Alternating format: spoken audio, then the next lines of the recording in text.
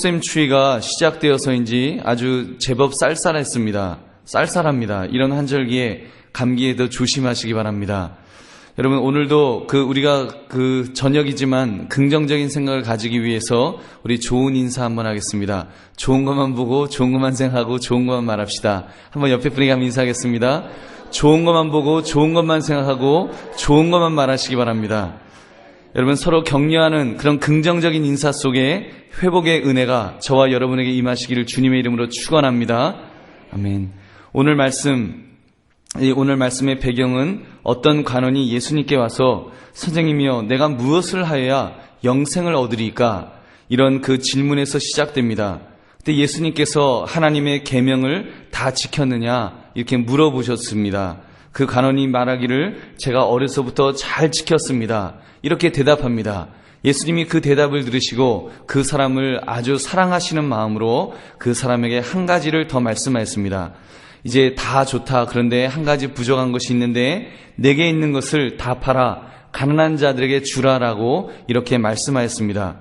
그러면서 그리하면 하늘에서 보화가 내게 있으리라. 그리고 와서 나를 따라라. 이렇게 이제 명령을 내리신 것입니다. 이때 성경은 그 사람이 재물이 많은 거로 슬픈 기색을 띠고 근심하며 돌아갔다 그랬습니다. 어려서부터 하나님의 계명을 잘 지킨 사람이었지만 재물을 다 팔고 가난한 사람이 나누어주고 나를 따라라 이렇게 했을 때 그 사람이 그 재물이 아까워서 근심하면서 돌아갔습니다. 이러한 배경에서 제자 중에 베드로가 예수님에게 약삭빠르게 탁 왔습니다. 그러니 베드로가 이야기합니다. 예수님, 저희는 다 포기하고 왔습니다. 저희는 다 포기하고 예수님 지금 따르고 있으니까 그러면 어떤 복을 받게 되나요? 우리는 어떤 복을 받게 될까요? 우리는 다 포기하고 예수님 따랐으니까 예수님 어떤 좋은 복을 주시려고 하십니까? 이렇게 질문을 한 것입니다. 그때 오늘 대답이 오늘 본문의 내용입니다. 오늘 예수님께서 하신 말씀을 우리가 기억하면서 오늘 말씀을 통해서 우리가 세 가지의 우리가 생각을 한번 해보기를 원합니다. 첫째는 예수님을 위해서 살면 반드시 보상을 해주신다는 것입니다. 둘째로 예수님이 말씀하신 보상은 현세의 것 이상임을 말씀하고 있습니다. 세 번째는 예수님에게 보상을 조건으로 우리가 어떤 것을 우리가 예수님에게 보상을 그걸 조건으로 한 희생을 이렇게 하면 안 된다는 것입니다. 예수님이 어떤 조건을 걸고 요구하면 안 된다는 말씀입니다. 우리가 이 말씀을 붙들며 함께 은혜를 나누시는 저와 여러분 되시기를 바랍니다.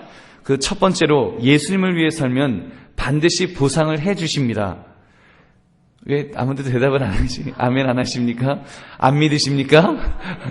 여러분 29절 30절 보니까 예수님께서 이르시되 내가 진실로 너희에게 이르노니 나와 복음을 위하여 집이나 형제나 자매나 어머니나 아버지나 자식이나 전토를 벌인 자는 현세에 있어 집과 형제와 자매와 어머니와 자식과 전토를 100배나 받되 박해를 겸하여 받고 내세에 영생을 받지 못할 자가 없느니라.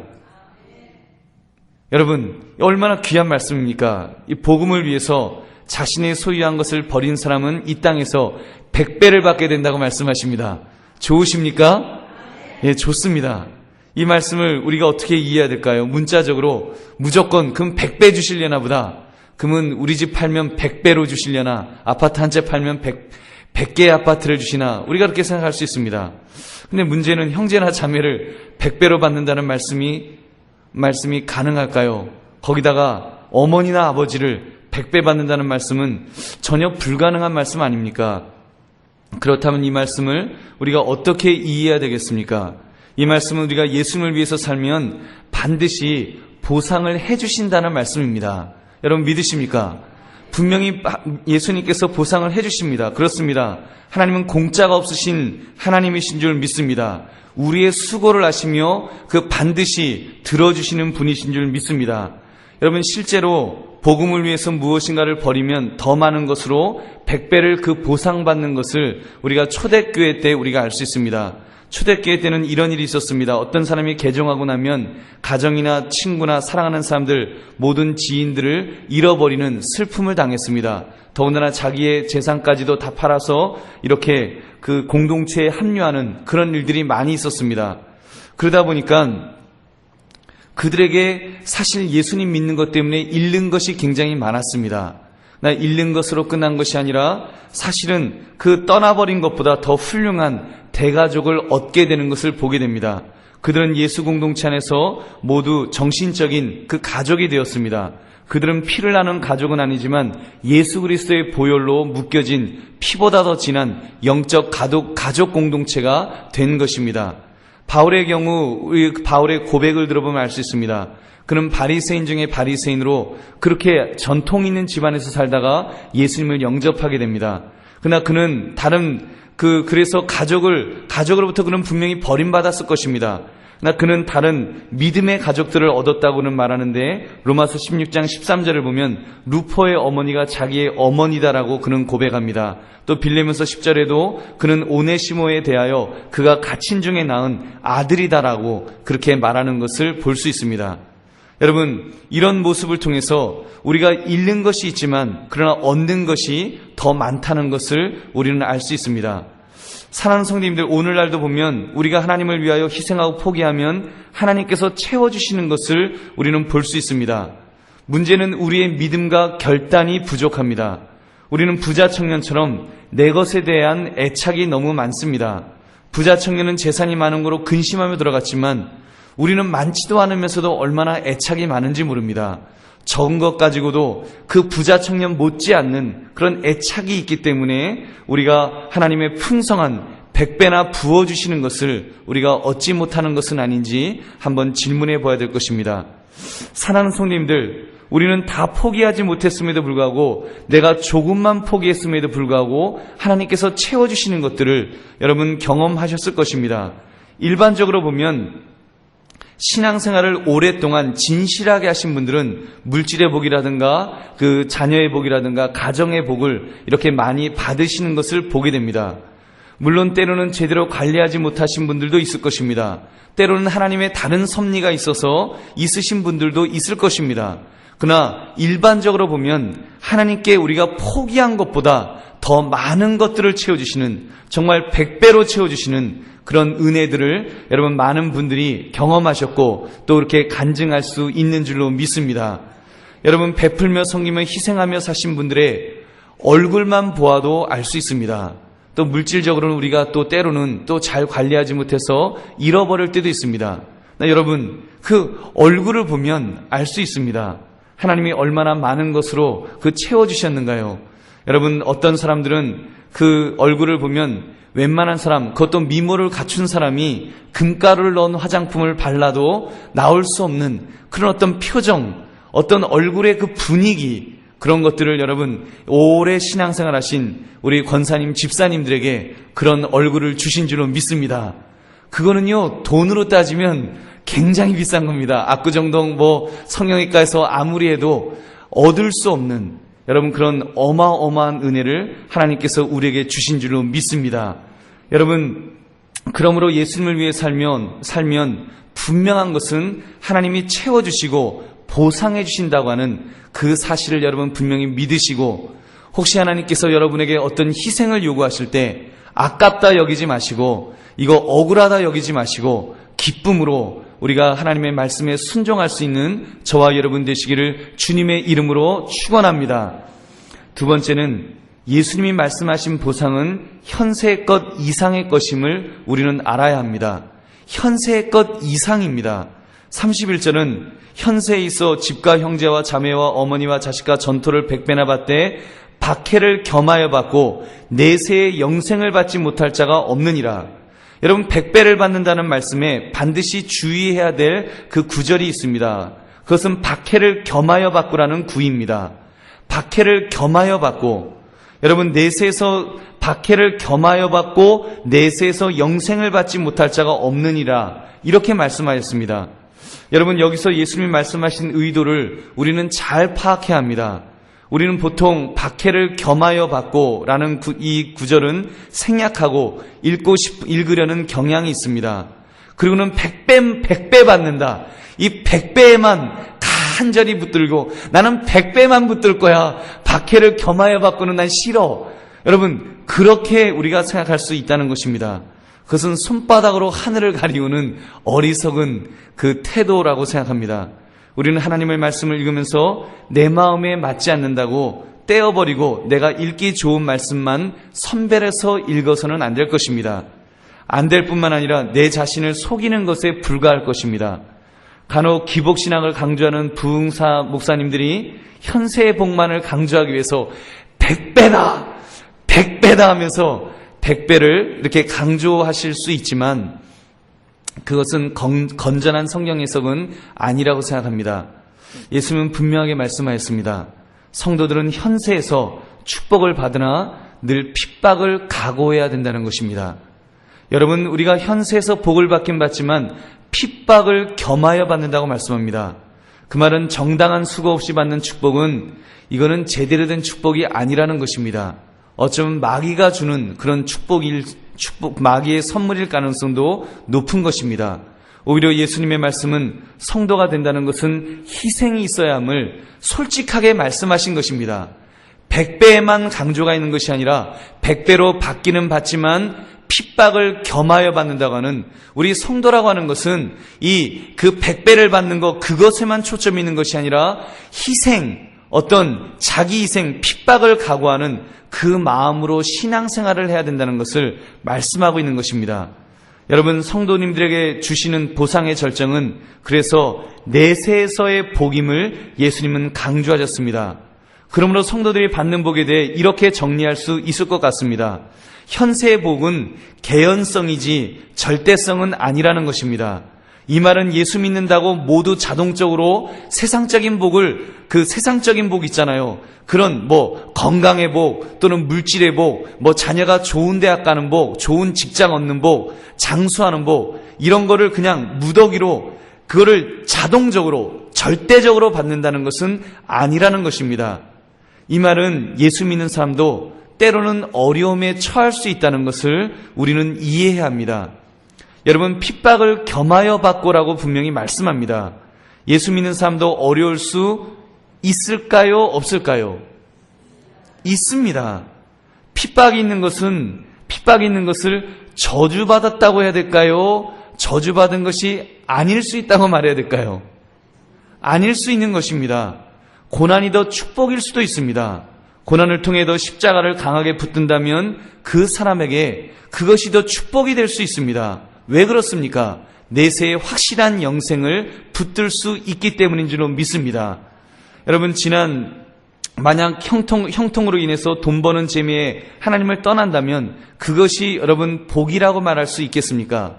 며칠 전 제가 새벽기도 때 이런 예화를 들었습니다. 어느 집사님이, 우리 교회 집사님이라는 이야기가 아니라 그냥 예화입니다. 어떤 분이 사업이 잘 되어서 호숫가에 별장을 샀다는 것입니다. 그래서 이제 별장을 샀으니까 매 주일만 되면 그 별장에서 탁 지내면서 이제 수상 스키를 타면서 레저를 즐기는 것입니다. 그래서 그 교회 목사님이, 집사님 그렇게 사시면 안 되지요, 안 됩니다 하면서 이렇게 주의를 드렸는데도 그분이 그 말씀을 전혀 듣지 않았다는 것입니다. 그러던 어느 날 그 아드님이 수상 스키를 타다가 물에 빠졌는데 그 위로 그 고속으로 달리던 보트가 덮쳐서 그 아들이 죽었습니다. 그렇다면 그 물질적인 풍요가 과연 그 가정에, 그 분에게 복이라고 말할 수 있겠냐는 것입니다. 여러분, 그러므로 우리는 진짜 보상이 무엇인지를 분명히 볼 수 있어야 됩니다. 진짜 보상은 무엇이라고 말씀합니까? 예외 없이 받을 수 있는 보상, 여러분, 그것이 진짜 보상 아니겠습니까? 절대적인 것은 내세에서의 영생, 받지 못할 자가 없느니라고 말씀하신 그 내세의 복이 진짜 복인 줄 믿으시기 바랍니다. 여러분, 그것이 진짜 복입니다. 우리가 천국에서의 복이 진짜 복이고, 그리고 천국에까지 가고 있는 동안에 예고편으로 하나님께서 주시는 이 땅에서의 복도 있는 것입니다. 하나님이 주시면 우리가 그걸 누리며 감사하면 되는 것입니다. 누리며 그냥 감사하는 것이 아니라 우리에게 그때는 청지기로 주신 것이기 때문에 물질을 주셨으면 물질을 통해서 하나님의 영광을 위해서 사용해야 되는 것이고, 우리에게 건강의 복을 주셨으면 건강을 가지고 또 하나님을 위해서 열심히 살아야 되는 것입니다. 여러분, 하나님이 우리에게 주신 것은 맡겨주시는 것입니다. 그러므로 여러분, 진짜 복은 우리가 천국 가서 받을 수 있는 그 복이 진짜 복이라는 것을 생각하시면서 우리는 그런 분명한 것을 생각하며 살아갈 수 있기를 원합니다. 여러분, 예수님을 분명히 믿음으로 믿음의 결단을 하고 복음을 위해 자기를 희생하며 사는 사람에게 하나님은 그러므로 영적인 복을 주실 줄로 믿습니다. 천국에서 영생의 축복을 주시는 것입니다. 그런 은혜를 체험할 수 있는 저와 여러분 되시기를 주님의 이름으로 축원합니다. 마지막으로 셋째, 예수님에게 보상을 조건으로 내건 희생을 하려고 하면 안 됩니다. 보상을 조건으로 희생하면서 예수님 내가 이만큼 희생하면 예수님 나에게 이러이러한 복 주세요, 이렇게 하면 안 된다는 것입니다. 마태복음 19장 27절을 보니까 베드로가 좀 우쭐대는 마음이 생겨서 이렇게 물어보았습니다. 이에 베드로가 대답하여 이르되 보소서 우리가 모든 것을 버리고 주를 따라 싸운데 그런즉 우리가 무엇을 얻으리이까? 여러분, 그 아주 구체적으로 아주 베드로가 대놓고 예수님에게 물어본 것입니다. 예수님, 우리가 이렇게 다 버렸는데 예수님 뭘 주시겠어요? 그리고 그 이야기는 무엇입니까?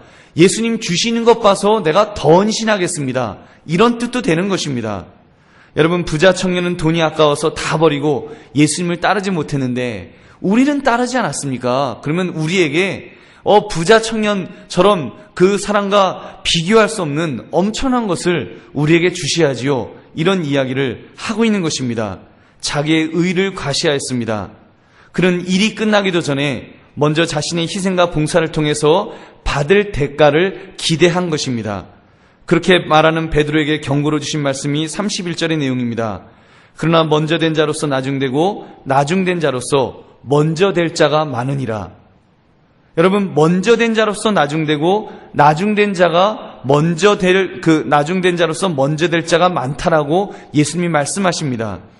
여러분, 이 말씀을 잘 이해하기 위해서 우리는 본문의 그 마태복음의 중간에 끼어 있는 포도원 품꾼들의 비유를 읽을 수 있습니다. 그 마태복음 20장에 그 내용이 나오는데 어떤 집주인이 일꾼을 찾으러 나가서 하루 한 데나리온의 품꾼을 이제 고용을 했습니다. 그래서 그들에게 일을 시켰습니다.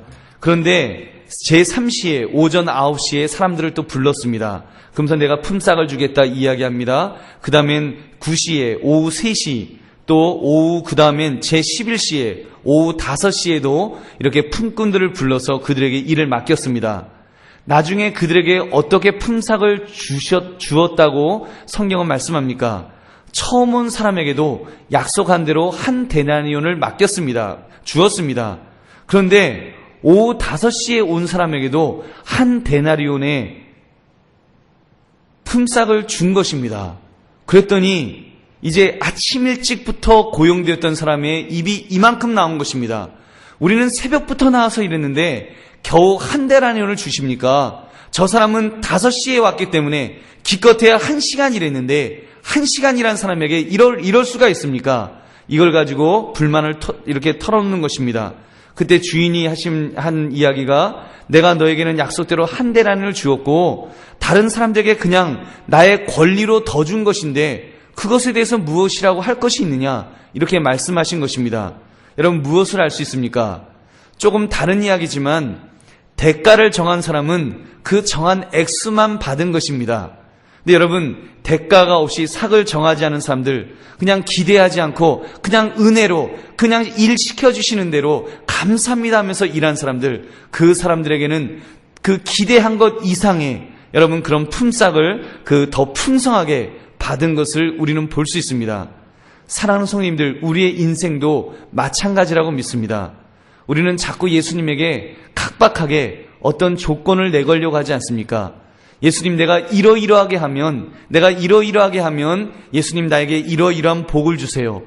우리가 영생의 복은 믿음으로 얻기 때문에 그것에 대해서는 영생을 더 달라고 말하진 못하겠지만 우리가 이 땅을 살아가면서 어떤 조건을 예수님에게 걸면서 희생하려 하거나 걸면서 봉사하려거나 걸면서 기도하려고 하는 우리의 모습은 없습니까?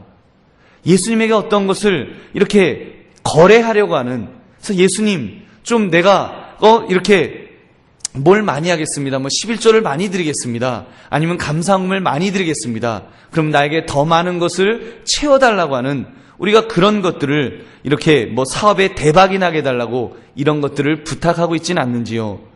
여러분, 근데 우리가 예수님에게 나올 때는 다른 조건 없이 나올 수 있었으면 좋겠습니다. 여러분, 그럴 때 주님께서 더 많은 것들로 채워주실 줄로 믿습니다. 내가 오랫동안 신앙생활했기 때문에, 내가 오랫동안 기도했기 때문에 예수님이 나에게 더 많이 주실 것이라고 기대한다면 여러분, 그것은 착각일 수 있습니다. 물론 우리의 기도가 쌓이는 면에 있어서는 굉장히 중요한 면입니다. 여러분, 우리가 그보다 더 중요한 것은 우리가 오늘 이 시간, 이 순간 하나님 앞에 감격을 가지고 기도하고, 우리가 절박하게 기도하고, 우리가 정말 주님을 만나고자 하는 그런 은혜를 사모하는 마음에서 하지 않는다면, 여러분, 우리가 조건으로 내고는 어떤 공로들, 조건으로 내고로서 내가 이만큼 하고 있으니까 예수님 나에게 달라고 하는 것들은 별 의미가 없을 줄로 믿습니다. 여러분, 먼저 된 자로서 나중되고, 나중된 자로서 먼저 될 자가 있다라고 주님은 말씀하고 있는 것입니다. 그렇게 놓고 볼 때 내 마음은 어떻습니까? 여러분, 내 마음이 어떤지 점검해 보시기 원합니다. 과연 주님을 향해서 그런 조건 없는 무조건적인 그런 은혜를 사모하는 마음이 나에게 얼마나 있는지요? 여러분, 이미 우리는 그런 사랑을 받은 자들 아닙니까? 이미 예수 그리스도에게 우리는 조건 없는 사랑을 받은 사람들입니다. 어마어마한 사랑, 우리가 원수 되었을 때 예수님은요, 나를 위해서 십자가에서 피 흘려 죽으시는 그 은혜를 우리에게 주셨습니다. 죄의 삭은 사망이라서 죽을 수뿐이 없었는데도 나의 죄를 용서하시기 위해서, 내 죄값을 치루어 주시기 위해서 아무 조건 없이 무조건적인 사랑을 부어주셨습니다. 우리는 그 사랑을 받은 자들 아닙니까? 그래서 하나님을 향해서 아바, 아버지라고 우리가 부르는 그런 어마어마한 은혜를 받은 자들 아닙니까?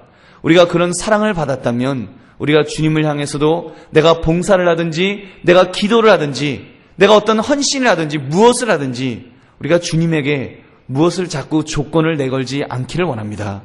오히려 나에게 그런 기회를 주신, 내게 헌신할 수 있는 기회를 주신, 봉사할 수 있는 기회를 주신, 기도할 수 있는 기회를 주신, 예배드릴 수 있는 그 기회를 주신 하나님에게 우리가 감사만 할 수 있기를 원합니다. 그냥 하나님의 은혜를 삼으면서 상에서 떨어지는 부스러기도 좋다고 하는, 우리는 그냥 하나님의 은혜만 사모하는 그런 초심을 다시 회복하는 우리의 모습이 있으면 얼마나 좋겠습니까? 그래서 우리는 먼저 된 자로서 나중되는 그런 어리석은 자들 되지 않기를 원합니다. 우리는 먼저 된 자들이지만 우리의 마음은 늘 먼저 된 자들처럼, 정말 우리는 처음 예수님을 믿는 것처럼 그런 초심을 잃지 않고 주님을 사랑하는 마음, 주님을 그냥 의지하는 마음, 어린아이 같은 마음으로 주님을 붙들 수 있기를 바랍니다. 우리가 그렇게 할 때 주께서는 우리에게 더 많은 것들로 채워주실 줄로 믿습니다. 우리가 괜히 우리의 머리를 굴려서 예수님에게 조건으로 내거는 것보다도 더 훨씬 우리가 기대하지 못했던 어마어마한 것을 우리에게 베풀어 주실 줄로 믿습니다. 100배가 아니라 1000배, 10,000배라도 베풀어 주실 줄로 믿습니다. 그런 은혜를 받아 누리시는, 좀 지혜롭게 신앙생활할 수 있는 그런 저와 여러분 되시기를 주님의 이름으로 축원합니다. 말씀을 맺습니다. 오늘 말씀, 어떤 것을 기대하십니까? 라는 질문에 3가지 답을 살펴보았습니다. 첫째, 예수님을 위해 살면 반드시 보상을 해주신다는 것은 여러분 믿어 의심하지 마시기 바랍니다. 우리가 믿고 나갑시다. 주께서는 분명히 100배로 보상해 주신다라고 말씀하고 약속하였습니다. 둘째로, 예수님이 말씀하신 보상은 현세의 것 이상임을 우리는 분명히 기대할 수 있기를 원합니다. 그래서 최고의 것은 천국에서 받는 것이 최고의 것일 것입니다. 그러면서 부차적으로 받는 것에 대해서도 우리가 감사함에 받으며, 또한 우리에게 주신 것을 사명으로 알고 우리가 그거를 더 잘 활용합시다. 더 잘 활용하고 청지기같이 잘 사용하면 하나님께서 그런 사람에게 은사로서 더 많은 것을 부어주시고 맡겨주실 줄 믿습니다. 세 번째, 예수님에게 보상을 조건으로 한 희생을 우리는 그런 것 하지 맙시다. 그냥 무조건적으로 하나님의 은혜를 삼으면서 나갈 때 주께서는 우리가 기대한 것 이상의 것을 베풀어 주실 것입니다. 우리가 이 말씀을 붙드심으로 우리가 기대한 것 이상의 놀라운 복으로 채워주시는 그 하나님의 은혜를 마음껏 맛보시며 살아가시는 저와 여러분 되시기를 주님의 이름으로 축원합니다. 우리 함께 기도하겠습니다. 오늘